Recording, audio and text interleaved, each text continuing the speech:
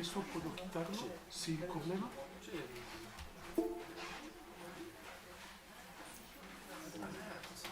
Ya para manejar. Sí, sí, sí. Exacto.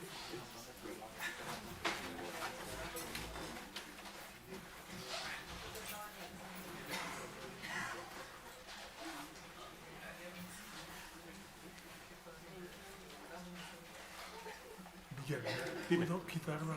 Por favor, claro que sí, sí, sí, sí.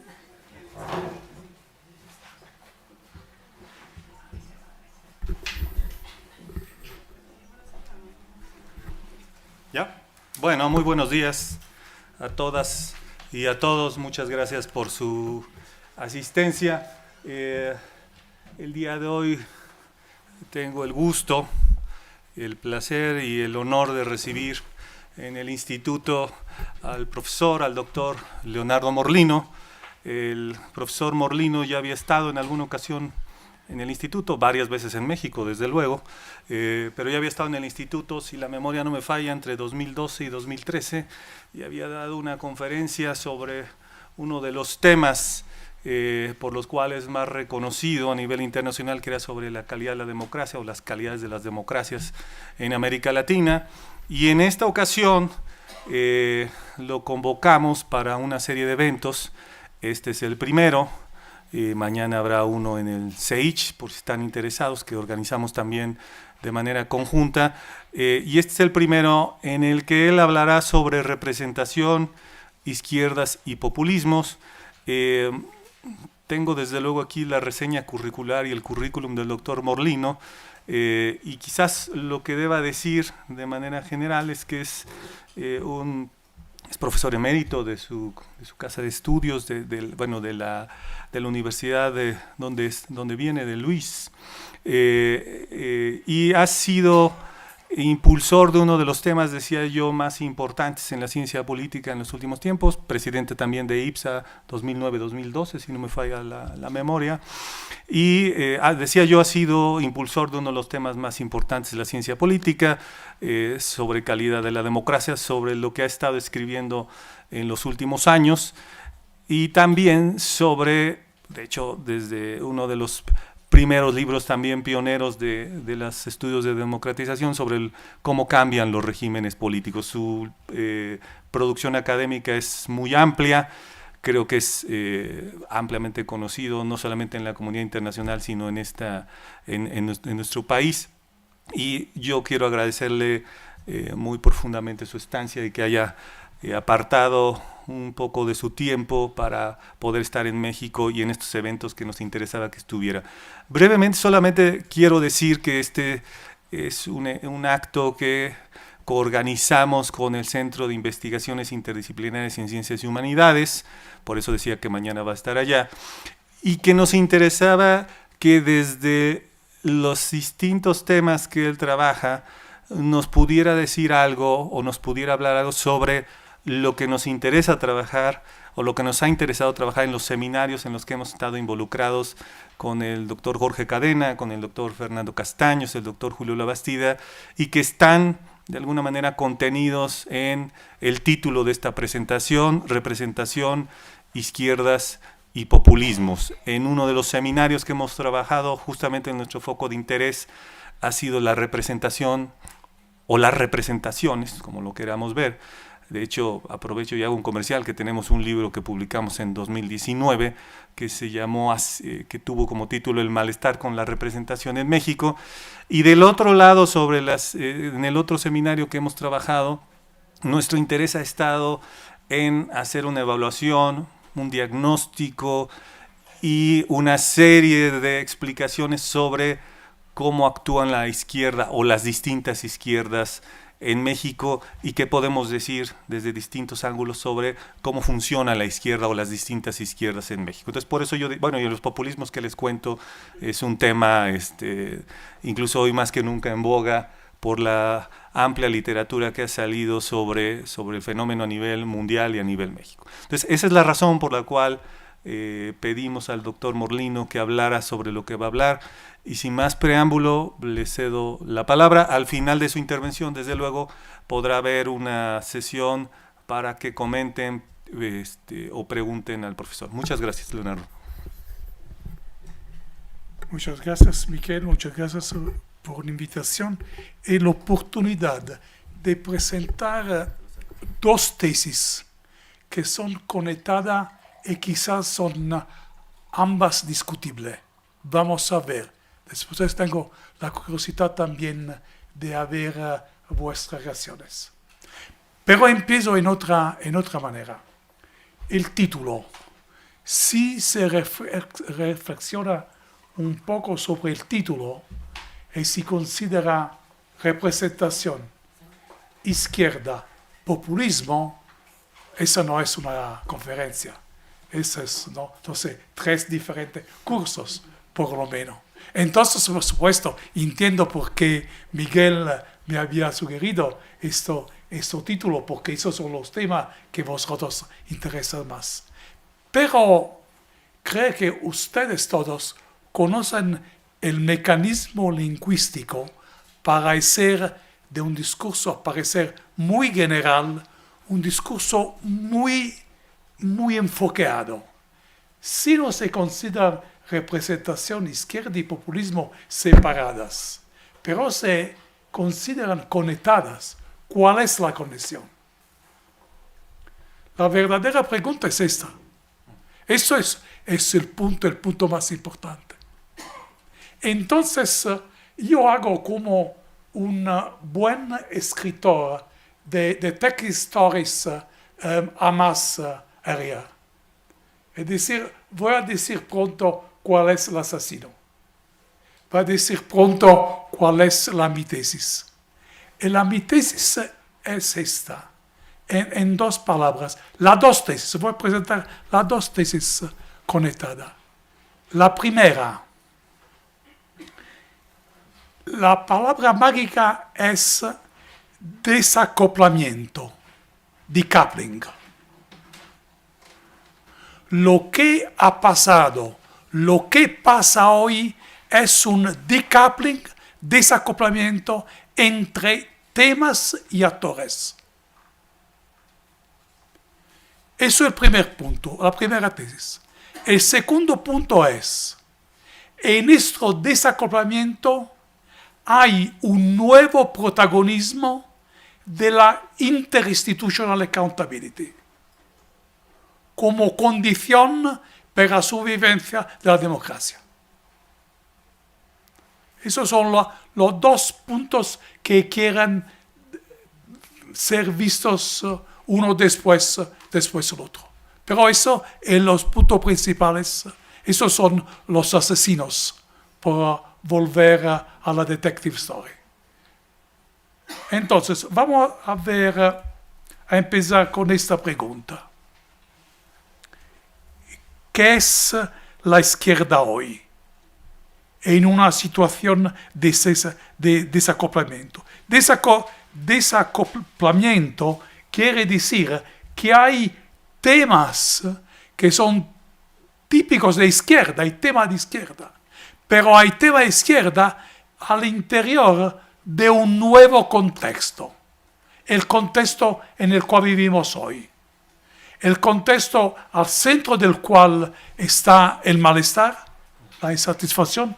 Por esto Miguel hablaba de su libro, por esto me interesaba mucho el libro que publicaron, porque también, no solamente en México, también en otros países de Latinoamérica, también en Europa, no solamente en Sudeuropa, en Europa del Este, esto es punto central.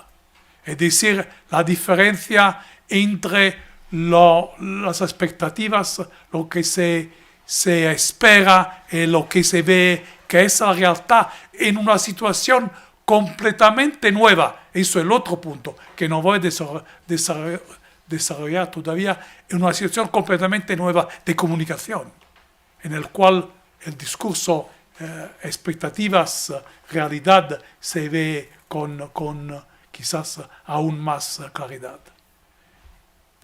A estos centros hay como variables independientes principales de este año no solamente la globalización, con todas las características de la globalización, no solamente la crisis económica, hay el tipo de crisis económica que hay. Una crisis económica después de la cual hay una stagnación muy prolongada, es decir, con características muy precisas. Y hay en Europa toda la reacción a la inmigración de Norteáfrica, o aún en algunos países de América Latina un problema aún bastante serio de diferencias étnicas. Del otro lado, l'outcome, el resultado. En Norteamérica, Trump, la América de Trump, se ve parte de esto, toda la posición política sobre el racismo blanco, sobre la antimigración, sobre política de exclusión, negacionismo ambiental, antiliberalismo en economía, papel creciente de las élites económicas, participación radicalizada, voy a volver a esto, para nosotros es importante, partidos anti-establishment, promesas excesivas, que es parte del nuevo populismo, radicalización de las políticas, medios como fuente de manipulación, de una nueva manipulación en la formación de las opiniones, políticas tal vez irresponsables de partidos, conflicto político que puede ser profundizado, y también tal vez ineficacia decisional, una situación de parálisis. Esto es lo que es una situación que es compartida de diferentes democracias hoy. Entonces, al centro el malestar, al centro la insatisfacción, algunas causas, algunos factores que se pueden detectar bastante largamente y consecuencias. Pero, como decía, en este contexto, los temas de izquierda lo hay, y son aún más fuertes. No es muy claro, por ejemplo, en Europa, no sé si se habla de Alemania, que no ha visto muy bien la crisis, no hay en realidad un crecimiento de desigualdad. No lo hay, pero lo hay en otros países, el Reino Unido incluido. No lo hay en Polonia, pero lo hay en otros países, la Francia, incluye, es decir, en las democracias por la cual se piensa que hay más igualdad. Igualdad económica es también un concepto complejo. Al interior de la igualdad económica es también, como una parte muy importante, la desigualdad de las mujeres en términos de pago.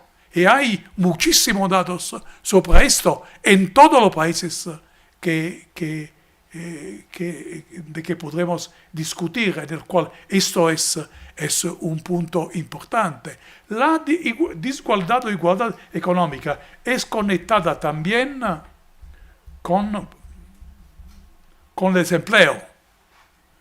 Con los problemas de pobreza.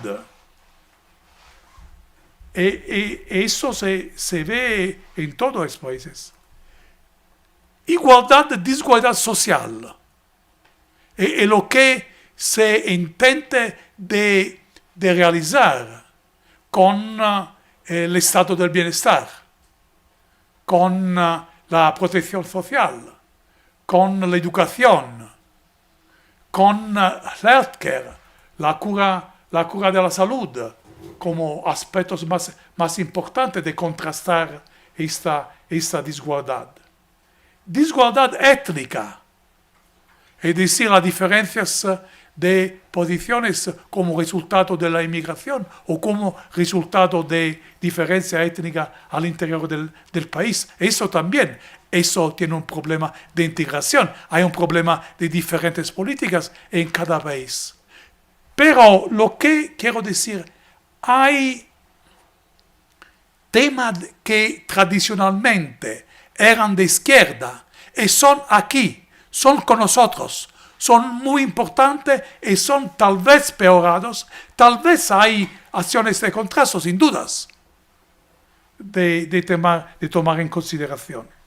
Sobre esto, no sé, como ejemplo, se ve un trend positivo en México. El Gini Index, creo que todos ustedes lo saben, la manera más simple de medir la desigualdad. Hay una discusión sobre eso, una discusión también muy interesante sobre esto.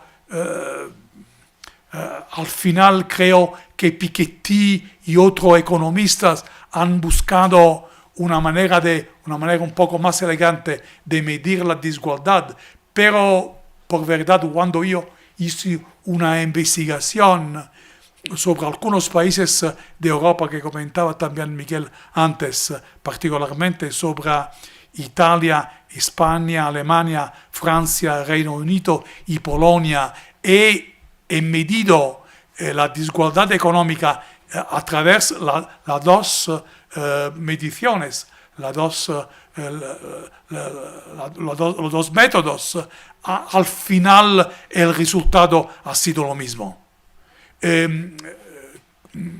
Quizás no sé, quizás no es interesante. La diferente medición que Piketty y otros sugieren es de ver el quintil, los diferentes quintiles a nivel de income.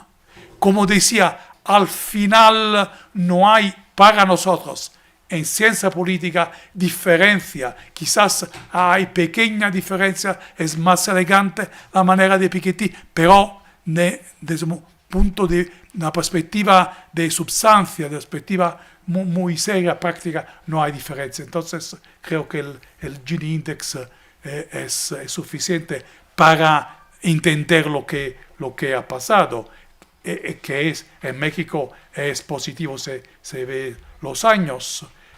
Pero eso no es lo mismo con social spending. Esta no es una D, pero una G. Se ve en México y Chile, después Corea. He puesto en el color algunos casos que podrían ser importantes.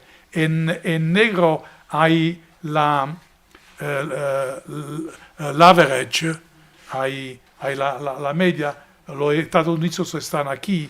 El Portugal, la Grecia, la España están colocados aquí en el medio, en la parte alta. Se ve la Francia, que es la democracia, una democracia en la cual la protección social es más fuerte.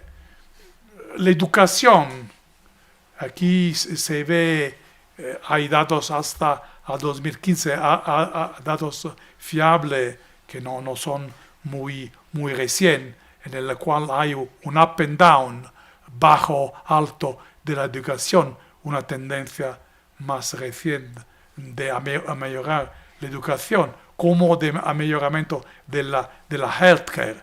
Entonces se ve el problema de la diferencia y igualdad económica, desigualdad y igualdad social. En México es en una situación de posible amelioramiento de la desigualdad. Yo creo que son datos que ustedes conocen. Esto no es más importante subrayarlo, discutirlo. Es importante decir, este tema lo hay. Son importantes. El tema de la protección social, por ejemplo, es muy importante, es tremendamente importante en México. Y hay el desempleo, hay la pobreza, pero eso no son los problemas que hay solamente. No digo solamente en México, en otros países de América Latina. De manera fuerte hay también el problema del orden, hay el problema también de la seguridad. Una discusión muy antigua sobre la política es que la primera pregunta en política, la más importante, es orden, es seguridad. la política empieza, estoy hablando de Aristóteles, estoy hablando de la concepción, de la primera concepción de política que no han cambiado en los siglos.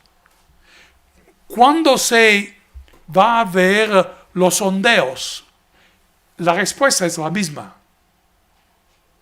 Cuando Bush, no sé si acuerda, después del 9/11 hace lo ley sobre la seguridad, el Patriot Act 1 y 2, el problema de las libertades era todavía todo secundario. El problema es la seguridad, el problema es el orden. Y todos los sondeos a nuestra disposición en todos los países, no solamente en Europa, también, por supuesto, en América Latina, lo van a confirmar. Entonces, no hay solamente el problema del orden, no hay solamente un problema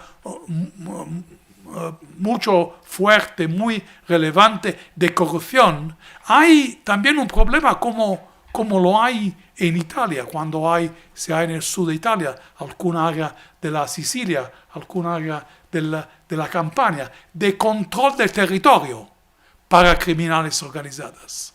Y como el control del territorio para criminales organizadas cambia todo la sociedad. No sé si me atrevo a decir quizás no. Lo voy a decir a usted, lo olvida inmediatamente después. Si es posible. Me fui a Culiacán. Termino aquí. Se ve en los precios, se ve en el supermercado, se ve. Nada que hacer. Yo hice la universidad en Nápoles, entonces conozco en el sur de Italia, conozco esa realidad. Y hay un problema que es muy, muy relevante, sin dudas, que no es solamente de corrupción, es control del territorio, control de seguridad policiales del territorio. Entonces, ¿cuál es el punto?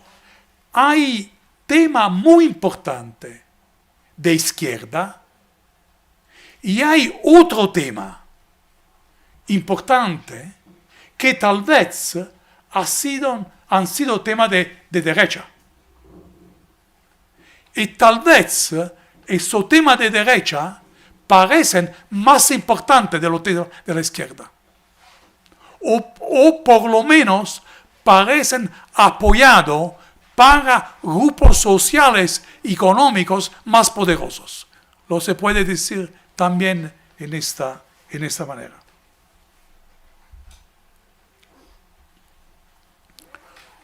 Este tema, ¿cómo se va a presentarlo? ¿Cómo se va a articular este tema? Sobre esto hay, como decir, la teoría clásica de la representación. Los canales de representación son tres, en el cual, por supuesto, no me atrevo más a decir partidos. Creo que usted la ha percibido pronto. Tengo que decir líderes y partidos. Porque ahora tal vez los líderes son más importantes y más relevantes del partido. La posición de los líderes es más relevante del partido.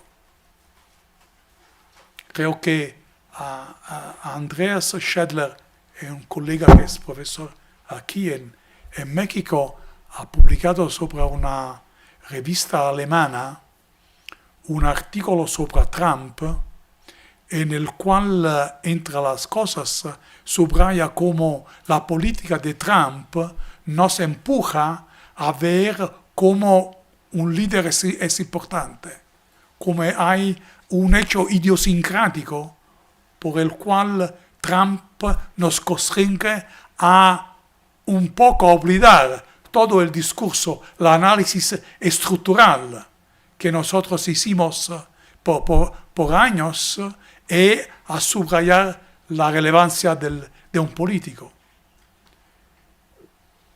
El otro punto que es importante aquí no es movimientos sociales, es movimiento de protesta. Es decir, un tipo de movimientos sociales.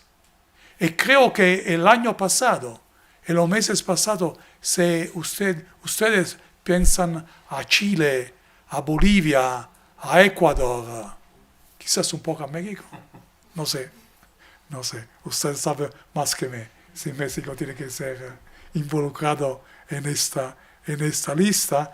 Y hay este tema que es muy importante, que es en otra manera de representación, que tal vez se institucionaliza lo que ha pasado en España entre indignados y Podemos, el movimiento de los indignados, el partido de Podemos, que ahora está en el poder, lo que ha pasado en Grecia, entre todos los movimientos sociales por mucho tiempo, y Syriza, el partido que se ha después institucionalizado. Es decir, tal vez lo que no pasa, y no creo va a pasar con la así dicho Yellow Vest, con les Gilets jaunes en Francia, que yo creo va a seguir siendo un movimiento por diferentes razones, una de la cual el pluralismo de leadership, la pluralidad de leadership. Grupo de intereses, esto es la otra parte importante, que en esta situación, sobre todo cuando hablaba antes, por ejemplo, de ineficacia decisional, de una situación de parálisis, deviene más importante. Entonces, en términos de representación, somos en la situación tradicional. Hay los 3 canales de representación, sin dudas. Esos canales de representación, en esos canales de representación están los temas que hablaba antes. Pero en esos canales de representación hay algo más. Cuando se va a ver qué pasa al interior, hay algo más. ¿Y qué es esto más? Hay una radicalización en el conflicto político que toma 3 maneras diferentes. El de protesta activa, el desapego pasivo, el de la alienación. Es decir, no, aquí lo defino profundo desinterés, desprecio de la política en su conjunto, con resultados paradójicos. Estoy subrayando estos resultados paradójicos porque en Portugal fue ese resultado paradójico, que ha permitido a Portugal de de superar la crisis económica de una manera bastante brillante, positiva, reforzando los partidos tradicionales. Pero detrás de esto había una nación muy fuerte. La gente no iba a votar. La radicalización, la participación radicalizada al interior también de los partidos, no solamente del movimiento de protesta, es importante y también es parte del cambio de contexto. Si se piensa a cómo la comunicación ha devenido más radicalizada, como un carácter estructural de la comunicación, para ser simple, es más radicalizada. Temas, canales y actores. Estaba diciendo desacoplamiento como palabra mágica de tener en consideración, de tener en el enfoque de lo que decíamos. ¿Por qué? Quiero decir una cosa antes, Miguel, no sé si tú estás de acuerdo, no sé si los colegas están de acuerdo. Me permite de hacer una pequeña nota personal. Yo creo que una parte muy importante, una de las experiencias más importantes de mi vida ha sido cuando estuve en Chile por un tiempo. Eu estuve como asesor de la oposición a Pinochet. El Chile en realidad para mí como italiano era un régimen fascista, con todos los símbolos del régimen fascista. Eso es un momento en el cual estaba estudiando mucho el Cono Sur, Uruguay, Argentina, Chile, y también un poco menos Brasil, me fue sobre todo en Argentina y Brasil. En este momento, entre nosotros, con la excepción de Chile, tremendamente importante por la izquierda europea también. Usted quizás se acuerda que después del golpe de Pinochet, en Italia, en Europa, en el sur de Europa, pero en Europa más en general, hay un cambio de estrategia política de la izquierda, no solamente de la izquierda comunista. Entonces es muy importante. Pero con la excepción del Chile, en América Latina, Miguel, no se habla de izquierda. No hay la idea de la izquierda. Si no estoy equivocado, porque he volvido después a trabajar sobre Europa, sobre Sur Europa, he volvido a trabajar sobre América Latina en estos años, es decir, después como 3 décadas que no estudiaba América Latina. Entonces no estoy seguro de la historia intelectual que estoy diciendo ahora. Pero para mí, la historia intelectual es que la palabra, el concepto de izquierda, no solamente en Chile, en toda América Latina, aparece cuando entre intelectuales que se consideraban de izquierda, para mí el más importante es Fernando Enrique Cardoso, se acepta la democracia. El momento en el cual aparece la izquierda en América Latina es cuando aparece la democracia. Yo creo que el libro más importante sobre la izquierda de América Latina, en el cual no hay esa discusión, y creo que no había también este interés intelectual a ver la historia del concepto, es un libro de 2 americanos, un matrimonio, Evelyn Huber y John Stevens, The Left in Latin America, Latin America and the Left, el título. El resultado de investigación central de este libro de Huber y Stevens es: hay resultados de izquierda con actores de izquierda y democracia. Ellos entienden de hacer una diferencia, es decir, el factor que explica más resultados de izquierda, por ejemplo, política de bienestar, es el hecho que en un país hay la democracia. Y después el hecho que en un país hay la izquierda. Es una izquierda bastante fuerte. Pero ellos distinguen, hacen una distinción. La democracia para sí misma contribuye a realizar temas de izquierda. Eso es el libro de ellos. Lo que yo digo ahora es que en realidad el tema de la izquierda ¿y por qué esto? Muy simple. Porque la democracia lleva competencia. La democracia lleva una confrontación, lleva un conflicto pacífico en el cual tiene sentido diferenciarse. Si hay en un régimen autoritario ese tipo de diferenciación, la hay, pero a diferente nivel. Hay en lo populismo autoritario que nosotros conocimos. Entonces, el problema de actores que ahora en América Latina se pueden llamar de izquierda, lo hay. Lo hay no solamente porque se puede haber una diferencia entre actores radicales y moderados, no solamente porque eso es sobre todo en Europa, hay la derecha europea, en el sur de Europa, en Francia, en todo el este de Europa, que es a favor de temas de izquierda.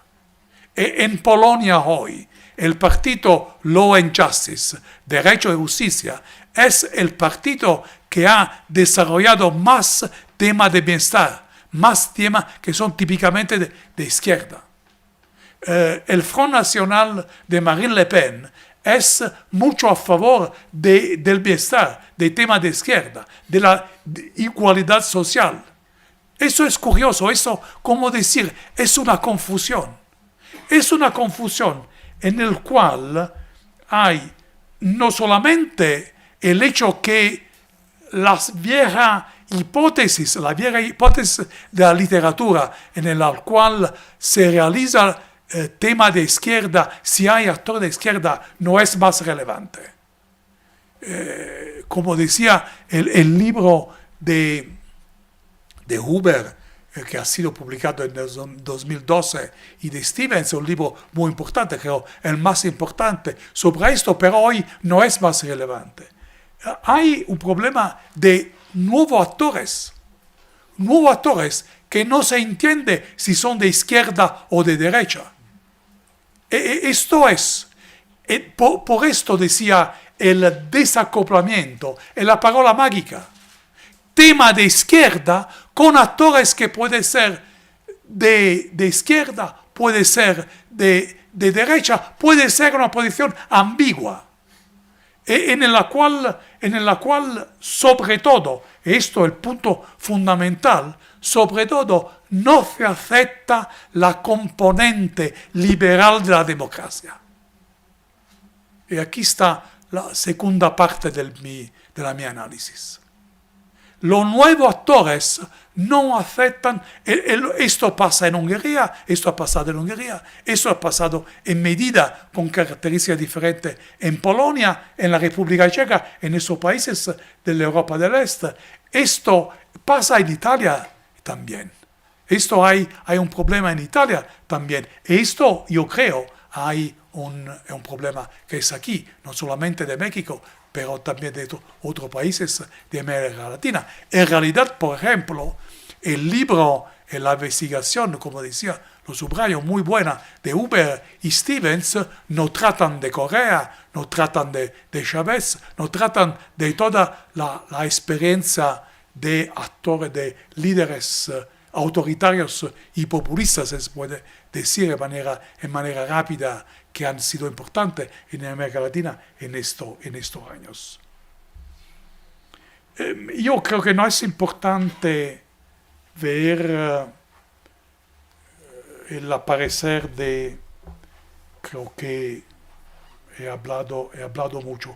El aparecer del Partido Populista en Europa, eso para curiosidad. Esto para decir el consenso electoral bastante alto que hay en Europa, en diferentes países de Europa, de los partidos populistas, y se ve como la mayoría de los partidos populistas son de derecha y no de izquierda. No, lo que no me interesa también, he hablado ya de eso, creo que esto es algo que quiero subrayar. En esta situación, ¿qué hacer? La respuesta más obvia, más de sentido común, sería activar más canales de representación, canales de compromisos, canales de moderación en diferentes países. En realidad eso no es posible. No es posible, no se alcanza a hacer esto. Entonces ¿qué se hace? ¿Qué se puede hacer? Ante todo, se puede decir que la protesta puede mejorar la capacidad de respuesta. responsableness de una democracia. Sí, sin dudas. Hay radicalización, pero se puede mejorar la responsableness. Pero con una situación de representación que es defectiva, que es parcial, con actores que no son abiertos y compromisos, con un gobierno que tiene que enfrentar la protesta. Entonces no es evitable, es inevitable adoptar una visión política a corto plazo, que diviene una visión prominente en la democracia y en la política de hoy. Pero en esa situación, en la situación en la cual se acuerda, se decía, los nuevos partidos, los nuevos protagonistas de la política, los nuevos populismos, no reconocen el control del poder. En esa situación hay un nuevo protagonismo también de mecanismos políticos. La rendición de cuenta interinstitucional. Eso es el punto focal. Mantener, reforzar o por lo menos no debilitar la rendición de cuenta interinstitucional. Sobre todo los medios, sobre todo la prensa, sobre todo los canales de comunicación, sobre todo el pluralismo de los medios de comunicación. Como decía, hay nuevas oportunidades también de manipulación de estos canales. En esto, el mantener estas instituciones como instituciones de rendición de cuenta institucional, no solamente con un papel de la oposición, que es por supuesto muy importante, está al centro, pero con las instituciones, los jueces, el Tribunal Supremo, los medios. Eso es muy importante. Eso es muy importante y aún más importante. Sin olvidar los temas de izquierda, sin olvidar la importancia de los temas de izquierda. Pero el punto fundamental que quería decir es que es también el resultado de esta investigación más reciente que hizo. Eso es el resultado esto es el libro que ha salido ahora en español por siglo XXI, que es un libro de Oxford, en el cual analizaba algunos de estos puntos.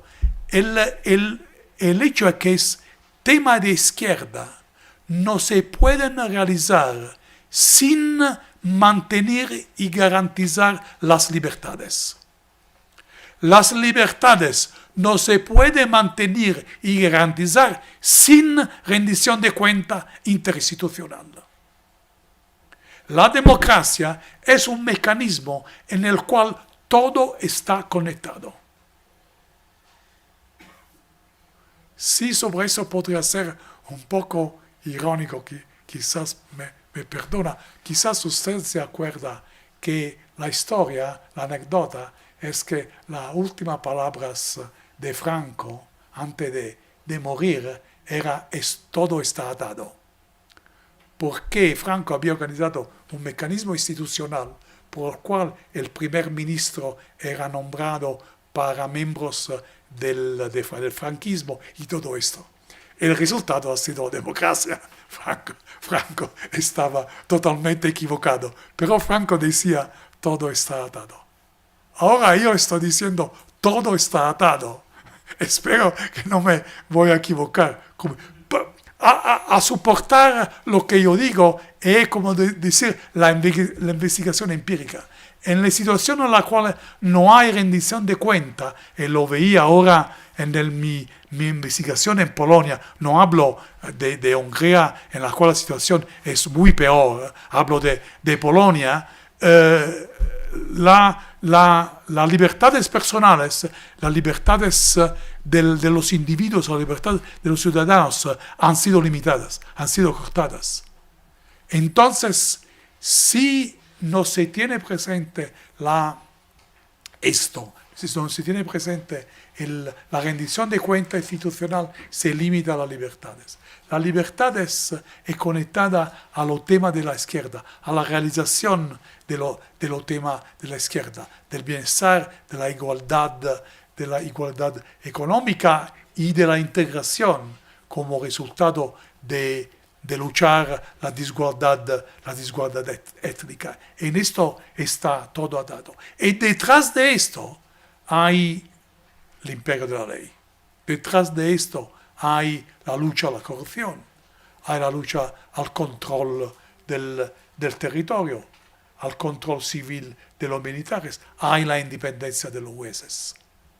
Para completar un cuadro, es decir, al interior de este cuadro se puede hablar de afirmar los valores de la izquierda y lo pueden hacer diferentes actores, de derecha, de izquierda, de populistas.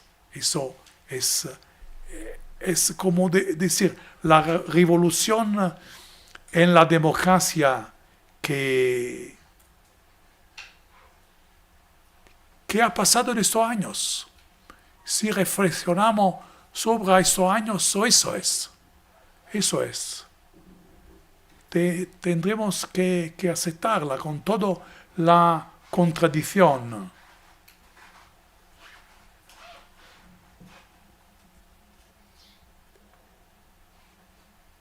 L'ultima cosa que quiero subrayar, pero eso es resultado de investigación empírica, pero como ahora la discuto, ahora como lo hablo como última cosa, claramente es al final una posición normativa desde mí. Recordemos que una situación de desigualdad pronunciada y percibida en la consecuente justicia tiene el doble impacto de hacer que el poder económico sea más decisivo, eso es Stiglitz, el economista Nobel Stiglitz, y aumentar la insatisfacción, el malestar, como consecuencia de la percepción de la desigualdad y de la injusticia que es relacionada a la desigualdad. Entonces, los temas de izquierda son temas importantes, pero temas, como decía, que tiene que ser conectado al interior del cuadro democrático, al interior de algunos actores, al interior de algunos canales de representación. Muchas gracias.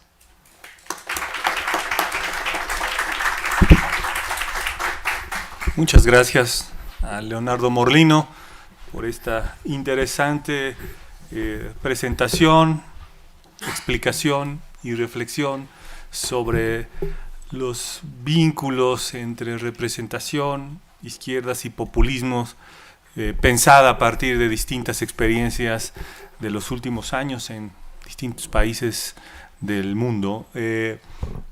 Yo por ahí tengo una pregunta, pero la haré, si quieren, mejor al final, de que haya una serie de intervenciones, preguntas, observaciones, comentarios. Entonces preferiría escuchar las reacciones del público y ya en esta misma ronda o en una siguiente yo formularía mi duda. Nada más les pediría muy atentamente si se presentan y hacen la pregunta con brevedad, por favor. Buongiorno, yo soy María Castañeda, soy estudiante del doctorado en Ciencias Políticas y quisiera preguntarle, visto que usted está hablando sobre el media responsable, los medios responsables, ¿cómo ve el papel de las tecnologías de información y comunicación que en este momento están tomando el lugar, en muchos casos como parte de la opinión pública, están tomando el lugar de los periódicos formales, de la prensa formal? Que finalmente, si se pudiera hablar de democracia en cuanto a información, pues estaría presente el uso de Internet. Pero entonces, ¿dónde quedaría ese límite de responsabilidad entre los medios tradicionales y el uso de Internet, que cualquier persona, y como ya decía Humberto Eco, ¿no?, se le está dando voz a cualquiera, y él decía, se le está dando voz a un montón de imbéciles que cualquier cosa que dicen pueden ponerla en la agenda, la pueden poner en la agenda a consideración de todo el mundo. Entonces, ¿cuál es su observación respecto a este papel de las tecnologías de información y comunicación como un medio de acceso a hacer opinión pública, a generar, sobre todo en el caso de los populismos, ¿no? Y sobre todo en esta confusión de la que usted habla respecto a que la derecha y la izquierda, que la derecha misma está utilizando estrategias de izquierda o propuestas de izquierda y que puede prestarse a confusión? Esa sería mi pregunta.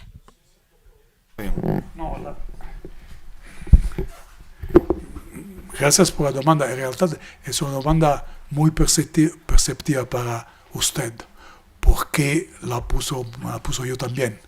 Entonces estoy haciendo una investigación sobre esto. Pero ¿cuál ha sido mi pregunta de investigación sobre esto? Y ahora no tengo una respuesta porque tengo la investigación aún que la estoy terminando, la estoy haciendo. Desarrollo tecnológico, desarrollo de información, oportunidades, nuevas oportunidades. ¿De acuerdo? Comunicación como vasos comunicantes entre los diferentes medios. La televisión que habla del artículo de prensa. El tweet que comenta una charla en la televisión. Entonces son vasos comunicantes en el cual uno o el otro pueden ser prominentes en un momento, en una situación particular. Esto como premisa. ¿Cuál es la pregunta? Mi pregunta es, bueno, ¿esto lleva nuevas formas de manipulación política? Porque esto es el punto. Eso es verdaderamente el punto, yo creo. Quizás ustedes conocen la Behavioral Economics, Daniel Kahneman, Nobel Prize en Economía. Y usted quizás se acuerdan que el premio Nobel recién ha sido Thaler. Thaler es el profeta del nudging. Perdona. Me quedo aquí. El nudging, ¿qué es el nudging? El nudging es algo que Obama y Cameron estaban haciendo. Habían organizado 2 grupos para hacer, como se llama, el empuje gentil. Es decir, se ve cuáles son las perspectivas, las preferencias de la gente y sea algo por empujar a la gente a obedecer a una política, que es una fórmula parcial de manipulación.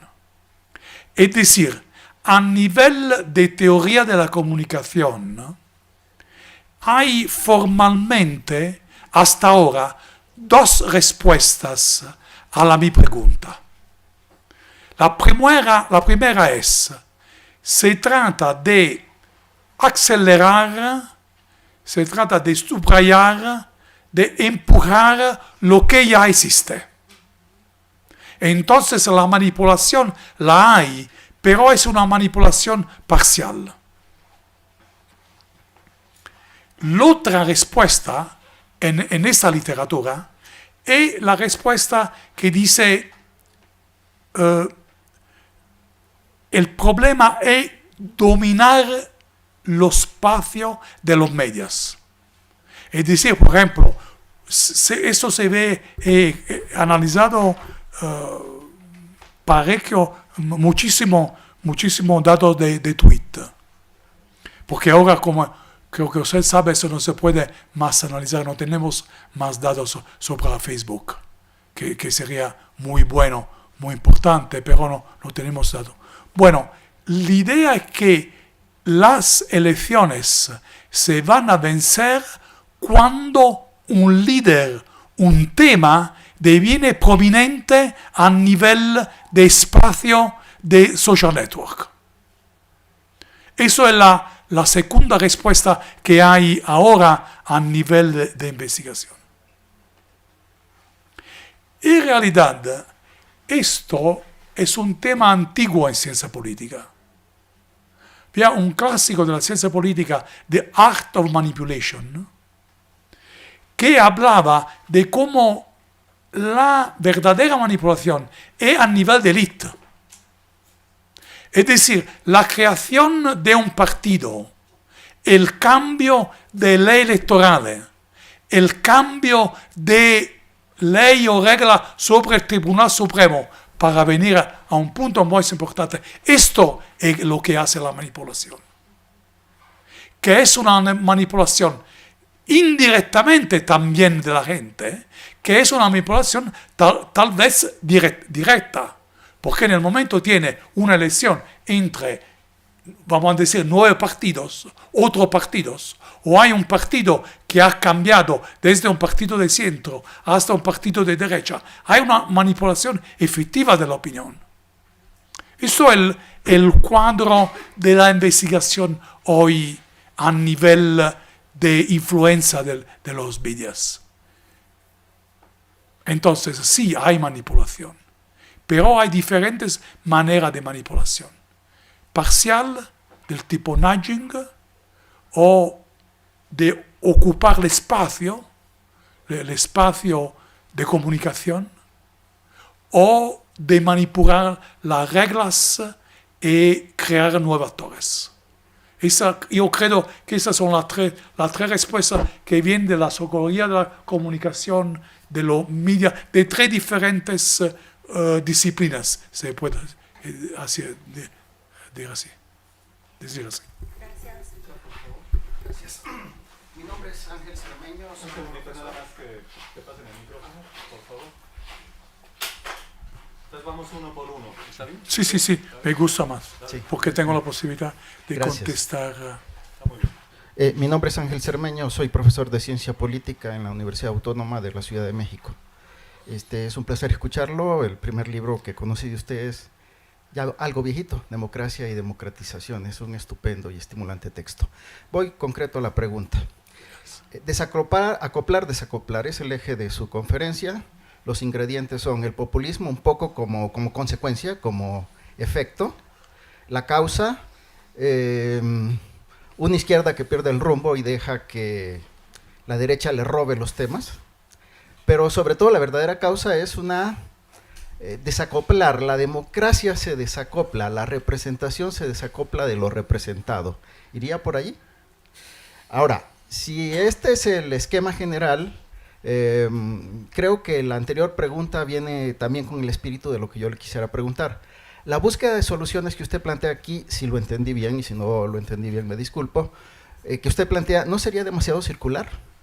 ¿No sería que requeriría quizás de algo de mayor complejidad, en el sentido de que si los partidos se dejaron de representar y se aislaron, y si las instituciones democráticas también se volvieron un poco insensibles, el retornar al ataque a la desigualdad y el retornar al fortalecimiento, por un lado social y por otro institucional, y retornar al fortalecimiento del imperio de la ley, si ya se desacopló, ¿cómo lo podemos volver a acoplar?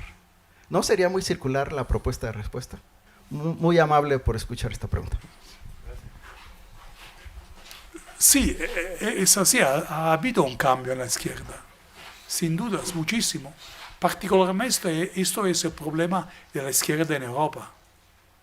La izquierda de Blair, la izquierda de la tercera vía, ha olvidado el bienestar, ha olvidado los derechos sociales, ha olvidado el tema fundamental sobre el cual se ha reconstruido la democracia después de la Segunda Guerra Mundial.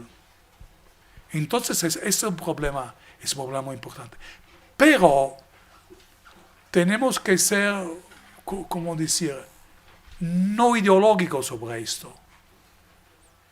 Tony Blair, Clinton, otros que han imitado los dos, hicieron esto porque la izquierda como estaba, sobre todo después la caída del muro de Berlín, después las ilusiones del socialismo real, a la fin de la situación del socialismo real, no tenía más éxito.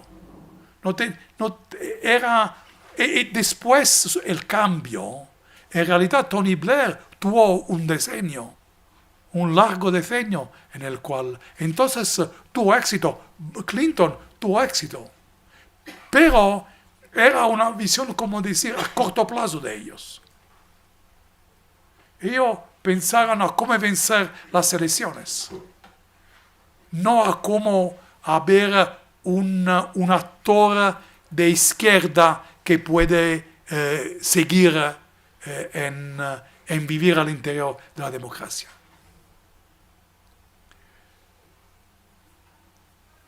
El desacoplamiento entre gente y élite la hay también. Esto parte de la crisis democrática, sin dudas.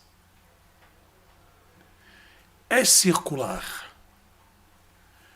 Como decía, todos los diferentes aspectos.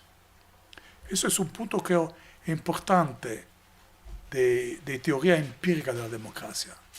Porque voy a abrir una paréntesis, Miguel. No sé si tú estás de acuerdo. Yo tuve la suerte de ser un estudiante de Dahl en Yale. Tuve la suerte de ser un asistente muy cerca a Sartori en Florencia. Empecé mi carrera académica en 1970, hace 50 años. En el 1970 casi no existía una teoría empírica de la democracia. Había muy poco. Rockham, Lipset, se podría decir algo de una parte de Huntington, había contribuciones, pero no existía. Después ya en el 78 sale el libro de Juan Linz a Stepan sobre la quiebra de la democracia. Es decir, en esos 50 años lo que ha pasado es exactamente un intento de desarrollo de la teoría empírica de la democracia. Mi punto, como decir, de llegada es que todos los aspectos de la democracia son conectados.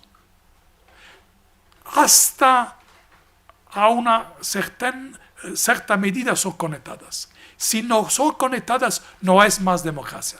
Se está saliendo hacia un régimen híbrido o otra solución. Entonces se puede dar la impresión de la circularidad. Pero hay un punto de entrada de esa circularidad. El punto de entrada es la responsiveness, que es el punto en el cual la reacción, la percepción de la gente es muy importante.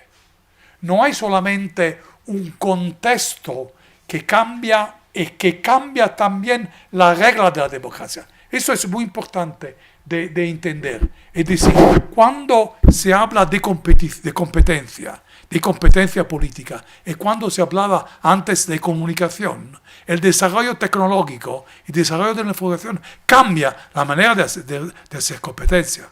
Entonces hay un contexto que cambia, que van a presionar sobre los aspectos de la democracia que son directamente más importantes. Y hay un punto de entrada, que es la responsiveness. Aquí lo que yo digo es esto. No sé en realidad hoy si hay alguien que quiere más igualdad.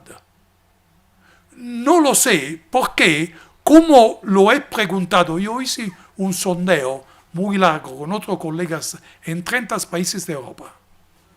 La respuesta en Reino Unido, la respuesta en Noruega, en Suecia, fue: nosotros queremos derechos civiles, nosotros queremos libertades. la respuesta en algunos países del sur de Europa, en algunos países, no todos, del este de Europa, Polonia incluida, era nosotros queremos derechos sociales. Entonces ahora en una democracia no se queda claro si en realidad hay una pregunta de igualdad. Lo que todavía quiero añadir es un poco más claro es la pregunta de justicia, que es conectada a la igualdad. Esto como resultado de investigación empírica que hicieron, investigación experimental que hicieron sobre el tema de la justicia y de la importancia de la justicia para nosotros. Es decir, se puede aceptar la desigualdad, mas se acepta de manera menor la injusticia. Pero desigualdad y justicia son relacionadas. Entonces, vamos a volver al punto. No se sabe cuál es la pregunta en el futuro, pero yo creo de saber que si se quiere igualdad, tiene que haber rendición de cuenta institucional, tiene que haber integridad, tiene que haber seguridad, porque esto son aspectos condiciones, reglas, parte de este conjunto. Y tenemos que aceptar este conjunto, yo creo. Estaba aquí y luego hay otra. Acá de este lado, por favor.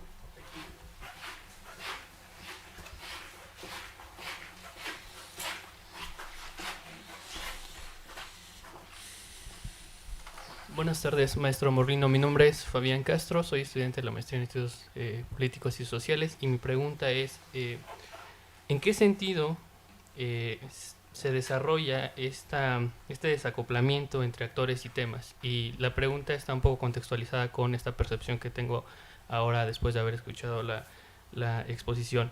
Hay temas que por el capital electoral que pueden tener son, digámoslo así, seleccionados y retomados por actores que pueden ser de derecha o de izquierda, ¿no? Sin embargo, también se da en un sentido inverso, podría darse en un sentido inverso. Hay actores que verdaderamente podrían considerar o tendrían conciencia de que hay problemas o temas que están constituyendo problemas, no solo en términos de problemas sociales, sino problemas para sus propios intereses. Hablo yo del ejemplo de sectores empresariales que se dan cuenta de la ineficiencia de la desigualdad, por así decirlo, ¿no? Sí. Hay un texto que acaba de editar hace un par de años Claxo en el que justamente tematiza esto, ¿no? Que dice, si un actor empresarial, económico, se da cuenta de que todo este contexto de desigualdad interfiere en la eficiencia de sus ganancias, pues puede partir de la conciencia de esto, de querer posicionar ciertos temas, como en el caso de la igualdad económica, ¿no? Bien, esta es mi pregunta, maestra. No, estoy de acuerdo. En realidad creo que más que una pregunta es un comentario. No, estoy de acuerdo. Es decir, cuando, por ejemplo, he analizado esa investigación de la cual hablaba antes, que es un libro de Oxford que va a ser publicado, creo, en 6-8 meses, una de la medición que hice, del análisis que hice, es el análisis de la libertad económica. Cómo se ha evolucionado la libertad económica en los diferentes países en los cuales yo estaba estudiando. Entonces, entre las libertades económicas es parte. ¿Por qué el contexto? El contexto es un contexto capitalista de mercado. Esto es. Entonces, esa es la situación. En esa situación, la única manera para mí de desarrollar el tema de la igualdad o de la justicia es aceptar el contexto. Gracias. Aquí, por favor. Y luego acá Fernando Castaños. Con él. Muchas gracias. Fernando Castaños, investigador de este instituto. Primero, un agradecimiento. La ponencia fue brillante y me hizo pensar muchas cosas. Y segundo, una disculpa doble. Quiero simplificar un poco y arriesgarme un poco. No sé si es una pregunta o un comentario, pero veo un eco del libro Izquierda y Derecha de Bobbio, que nos dice que el eje izquierda-derecha ya no era capaz de ofrecer coordenadas suficientes para el espacio de la representación, que se requería también el eje autoritario democrático. Y si la izquierda no entendía eso, no iba a ser capaz de llevar al gobierno y no iba a ser capaz de impulsar su agenda de izquierda. Los representantes necesitaban quedar en ese espacio más complejo para poder ser eficaces. Lo que estamos viendo ahora es que esos dos ejes no son suficientes, creo. Me parece que se necesita un tercer eje. Un tercer eje que no nos habla solo de los valores a representar, que sería la izquierda-derecha, o las disputas en la sociedad, y que no nos habla solo de la manera de representar, que sería el autoritario democrático, sino un tercer eje que nos habla del representante. Sí, se trata de que represente una persona física o una persona jurídica, una persona moral. Lo que estamos viendo aquí es que la representación moral o jurídica no está interpelando a los representados suficientemente bien. Creo que ese es el problema del populismo. Y es este déficit en este tercer eje de la representación el que está actuando contra, y paradójicamente otra vez, contra la izquierda, sobre todo contra la izquierda que quisiera que la igualdad fuera también jurídica y política y no solo económica y social. Gracias. Fernando, muy importante. Por supuesto, para mi generación, Bobbio es lo que hizo la ciencia política en Italia. Entonces, si tú me dices que yo fui influenciado de Bobbio, gracias, soy muy grato de esto. Finalmente, algo lo reconoce. No, el problema del representante, sí, esto es importante. Eso es importante, pero no es importante en el sentido de algunas investigaciones que se hicieran. Creo que los colegas se acuerdan el oficio del político de Manolo Alcántara, en el cual hay un problema de representante que es un problema de competencia, de honestidad de esto. Tú estabas subrayando en otro aspecto, está enfocado sobre en otro aspecto. ¿Y cuál es ese aspecto? Creo eso ahora sería muy interesante, no hay tiempo. El concepto de representancia es el concepto que nace en el mundo del derecho privado romano.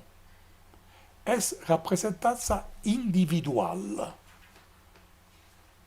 Un primer paso importante a nivel histórico es en el medioevo, cuando se empieza a hablar de representancia individual económica, pero de grupo. La representancia cambia, se tiene una distorsión. Tiene una distorsión con la creación del Estado-Nación. La representanza es siempre en un sentido simplificado representanza de intereses individuales, pero en realidad diviene intereses del territorio. Todos ustedes hoy van a votar porque están residentes en un territorio, en un lugar preciso. Esto hecho muy simple viene de esta historia de la representancia. La representanza como representanza de territorio, que es después presentada, justificada con la muy famosa carta de Edmund Burke a los electores de Bristol del 1774, en el cual explica la representanza pública como representanza territorial, esta es la representanza democrática. Entonces ha sido en la historia humana, la democracia es una invención humana que nadie ha buscado, nadie ha querido. Eso es la realidad actual de la democracia en la cual todos vivimos. Entonces, el concepto también de representanza es un resultado conjuntural de diferentes desarrollos conjuntural. Pero, ahora, ¿cómo ha cambiado la representancia? La representancia de la cual hablaba indirectamente José Rocan, la representancia en la cual había diferencias de clase, había diferencias centro-periferia, había diferencias de religión, había diferencias de lenguaje. Es decir, una estructuración de la representancia en la cual se representaba el grupo social. Ahora no es más posible, porque hay toda la fragmentación social que nosotros conocimos. Hay todo el cambio, la distorsión de cleavage, lo que nosotros llamamos cleavage. Entonces, la representancia, se puede entender lo que digo, la representancia deviene una construcción imaginada que se transforma en una propuesta política, en la cual el problema de la división efectivas ha devenido secundario. El problema es cuáles son las propuestas políticas que son en condición de atraer más soporte en una situación de competencia política. Es claro, en ese sentido, todo el pasado sobre la representancia ha cambiado. Fernando, yo creo que es algo que tú también enseñas, el cambio, cómo ha cambiado la representancia política y también social, porque esto es algo que afecta a los sindicatos, es algo que afecta a los grupos de interés, pero los grupos de interés se pueden sectorializar, los sindicatos se pueden sectorializar, entonces algo de la representancia tradicional en esos actores, en estos otros actores, se puede mantener. Ahora no, por los partidos no se puede. Eso es la situación por la cual hay un papel diferente de los líderes. Hay un papel nuevo y destacado de los líderes. El problema es quién es en condición de hacer una propuesta que atrae hoy, en este momento, por esta elección. Esto, por supuesto, se va en paralelo con un divorcio, se puede decir, entre el momento electoral y el momento de la realización de las políticas, que es algo también de estos años, también con todos los cambios, también lo que pasa. Yo creo que mi respuesta es un comentario a tu comentario. Gracias.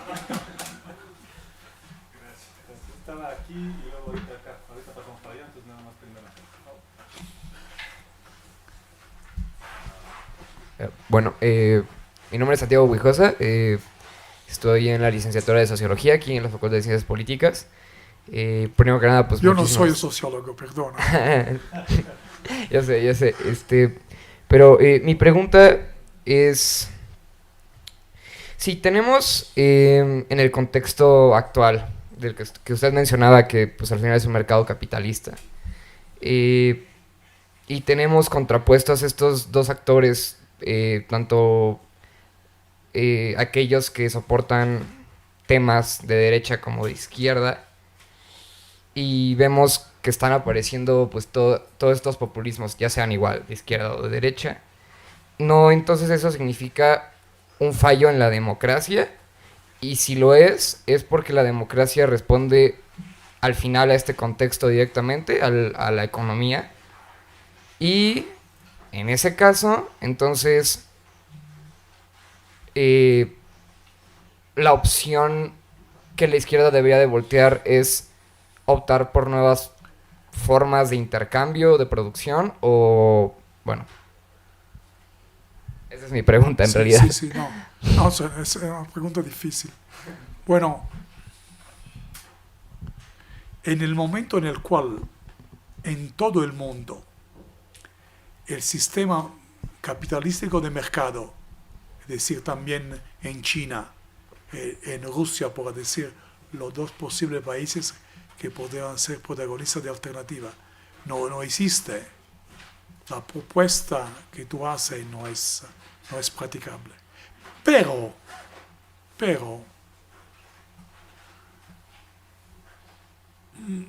cuando estaba investigando un poco sobre este tema, he visto algunos datos, por ejemplo, sobre Alemania.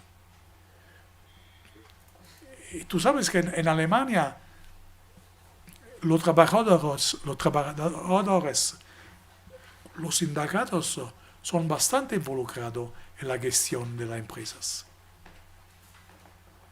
Eso es posible en otros países. La Alemania va a ser un caso único, como quizás uno de los pocos países en el mundo en el cual no se ha cambiado el hecho que es una potencia económica, una realidad económica muy fuerte. No sé, pero la vía podría ser esta, es decir, no cambiar el capitalismo. La vía podría ser esta de involucrar la gestión, que es una vía antigua, una vía que no sé si tiene más éxito. Pero, ¿cómo decir? Por lo que yo sé claramente, no hay una respuesta. Porque si, por ejemplo, se compara el sistema de igualdad económica, social y étnica en Francia y en Alemania, la situación es mejor en Francia, en la cual los trabajadores, en la cual hay un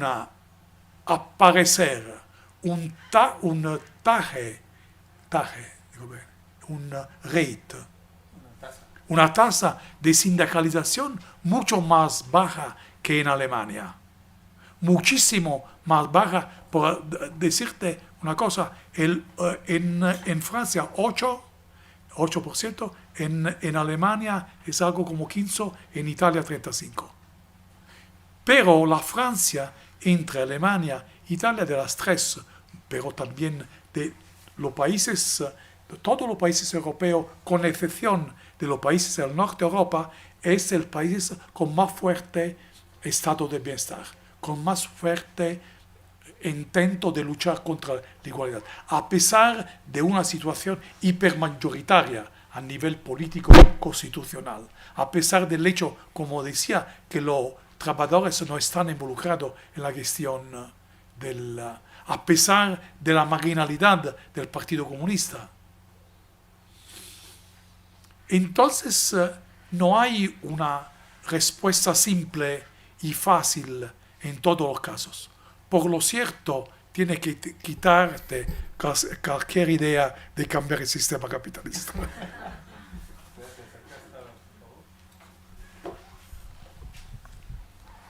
Hola, buen día, doctor Morlino. Mi nombre es Pamela Aspeitia y estudio doctorado en comunicación en la Universidad Iberoamericana. Bueno, hablando de populismo y representación, quisiera saber cuál es para usted el impacto o el rol que tiene el discurso del líder, si es un rol o impacto más cercano a representar esa a reforzar esa representatividad de la que estábamos hablando, a construir o mantener la legitimidad propia o la de su régimen, o a generar polarización social de la cual de alguna forma se alimenta el populismo. En el fenómeno populista el líder tiene una posición muy destacada, por supuesto.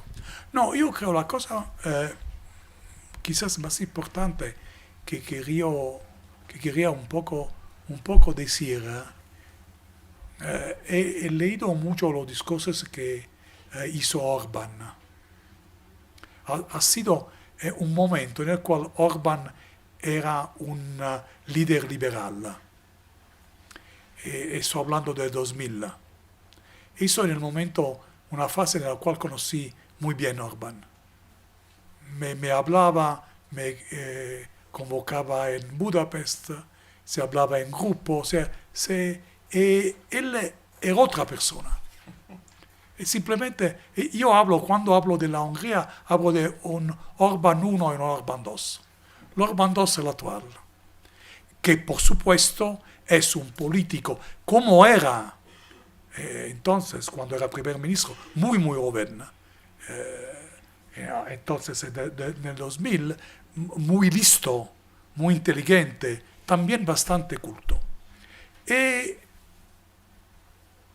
Los discursos de Orbán son interesantes, en ese sentido, por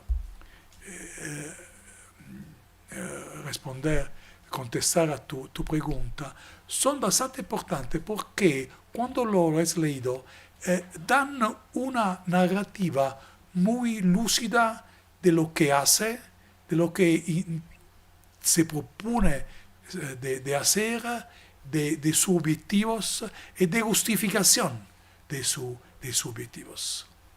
Entonces sí, el discurso del político son siempre bastante importantes. Yo creo que todos vosotros escuchan todas las mañanas muy temprano a alguien que no me acuerdo el nombre, ahora no me viene. No, pero, por ejemplo, a nivel de comunicación, ¿por qué es importante? Decía antes, cuando se discutía del problema de la comunicación, los medios de comunicación son vasocomunicantes. Yo creo que el discurso que López Obrador hace en la mañana se da una suma, una síntesis o una cita en las noticias, en la televisión, en Twitter. Entonces, en ese sentido es importante. El discurso en ese caso es el punto de salida, pero como son vaso comunicante, en ese sentido yo creo que López Obrador tiene muy claro lo que hasta está haciendo. ¿Alguien más? Aquí, por favor. Y si quieren, vamos cerrando, si es que no hay otra, cerramos con Antonio. Claro, buenas tardes. Mi nombre es Antonio Sevilla. Estoy en el doctorado en Ciencia Política aquí en la UNAM. Bueno, dentro de mi investigación es acerca de la democratización, ¿no? Es este proceso de largo plazo donde se sustituyen normas autoritarias por democráticas, aunque este es un proceso dinámico, ¿cierto? A últimas fechas me he estado preguntando en qué momento podemos como abandonar este concepto de democratización por el de una regresión democrática. Pero ¿a qué voy con esto? Estamos viendo que hay populismos, tanto de derecha como de izquierda, pero que están legislando o generando cambios, pero no tanto en pro de las normas democráticas. Más bien estamos viendo que legislan o cambian para buscar o su permanencia o el debilitamiento de contrapesos. Y esto, a final de cuentas, va en contra del espíritu democrático, ¿no? Entonces, esta ya es como una pregunta un poco en lo que está presentando, pero también un poco en lo que me está surgiendo, ¿no? ¿En qué momento ya cambiamos de que ya salimos de la democratización como tal y estamos entrando en una regresión? No lo sé. Sería eso. Sí.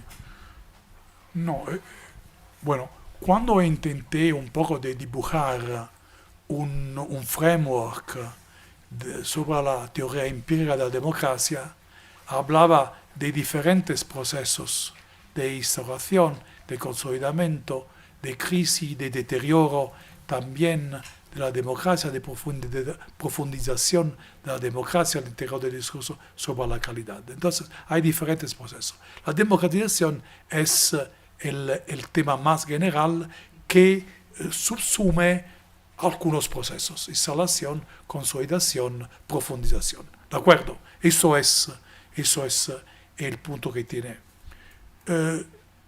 Sin dudas, el deterioro o la crisis de la democracia es como pasa.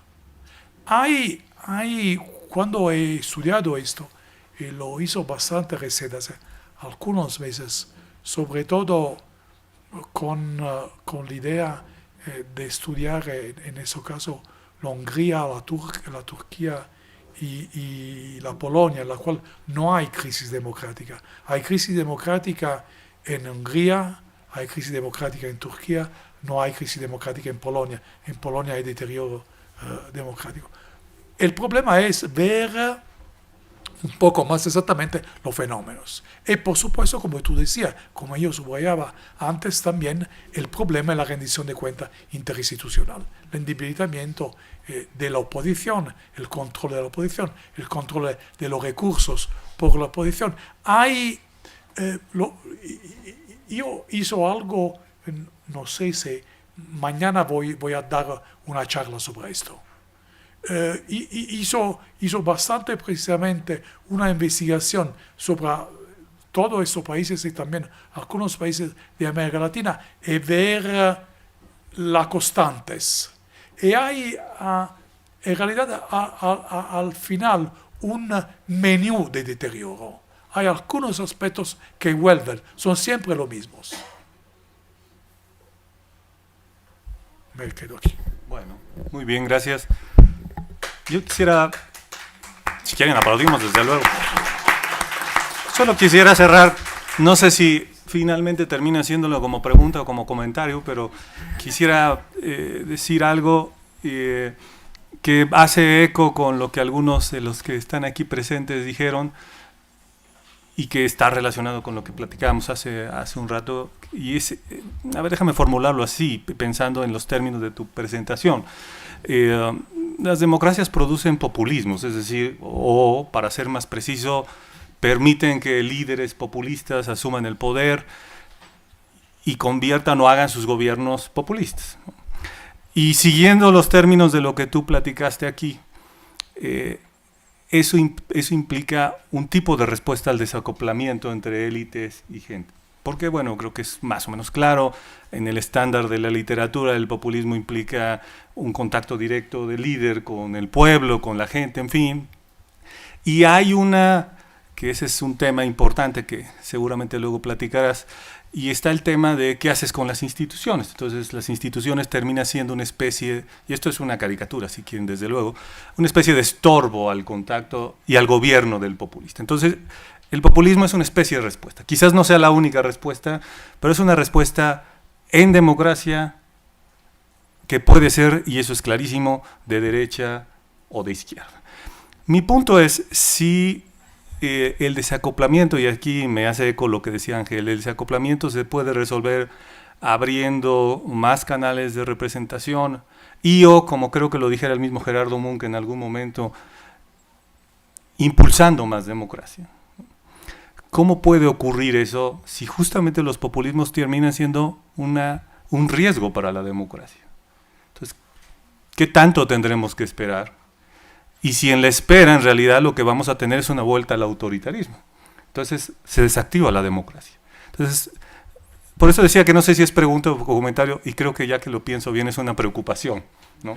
Sobre si con todo derecho un líder que se asume populista llega al gobierno electo democráticamente, si eso no revierte los avances de la democracia y por lo tanto no hay margen para que profundicemos la democracia o para que le demos más democracia a la democracia. No, Michele, creo que es importante. A nivel de teoría democrática, cuando se analiza el populismo, ¿qué se ve? Si somos simplificando, ¿de acuerdo? Simplificando. Se ve que hay más calidad democrática. Sí, hay más calidad democrática porque hay un esfuerzo de responsiveness. Eso significa más calidad democrática. Al mismo tiempo, como decía, hay el endebilitamiento de lo que yo llamo la interinstitutional accountability, grande rendición de cuentas institucional y como consecuencia de libertad personal. Entonces hay menos democracia. Entonces el populismo, desde un punto de vista democrático, el populismo lleva en sí mismo una contradicción. Eso es un punto, como decir, fundamental de entender. Impulsar más democracia. ¿Cómo? En una investigación de hace algunos años que hizo en Stanford con Larry Diamond, la nuestra conclusión, se hizo una investigación de 2 países por área. Hicimos una investigación en Norcorea, Taiwán, Bangladesh, India, Brasil, Chile, Rumanía, Polonia, España, Italia, India, Bangladesh, India, Ghana, Sudáfrica. ¿De acuerdo? Hicimos en esos 5 áreas del mundo. Y el resultado que parecía interesante era un resultado muy tipo Robert Dahl. Es decir, los motores de la democracia, se puede impulsar democracia impulsando más participación y impulsando más competencia. Bueno, pero si la participación es solo un movimiento de protesta, y si la competencia es la competencia radicalizada que hemos sabido en estos años, ¿de qué hablamos? Yo creo que al final, ante todo, se trata de reconstruir las condiciones de la democracia. Integridad, lucha a la corrupción, seguridad. Cuando se construye la condición de la democracia, se puede hablar de otro. Entonces no es un problema de cómo impulsar la democracia. Es un problema de, ¿cómo decir?, grados, de diferentes momentos. Y quizás es una lástima decirlo, pero hoy, en el momento en el cual había todo el fenómeno de las democratizaciones en esas décadas, somos nuevos detrás, en el cual se trata de reconstruir las condiciones de las democracias. Y después, cuando se ha reconstruido, ¿qué participación se habla si hay una corrupción difundida? ¿De qué competencia se puede hablar si hay corrupción difundida? Si hay lo que se hace el control del territorio de la organización de narcotráfico. ¿De qué estamos hablando? De ilusiones de intelectuales. Bueno, muchas gracias. De hecho, la respuesta da para discutir, luego discutimos. Pero está muy bien, muchas gracias, Leonardo. Les agradezco a todos todas y toda su presencia y pues nos estaremos viendo muy pronto. Muchas gracias y les pido un aplauso para el doctor Morlino, por favor.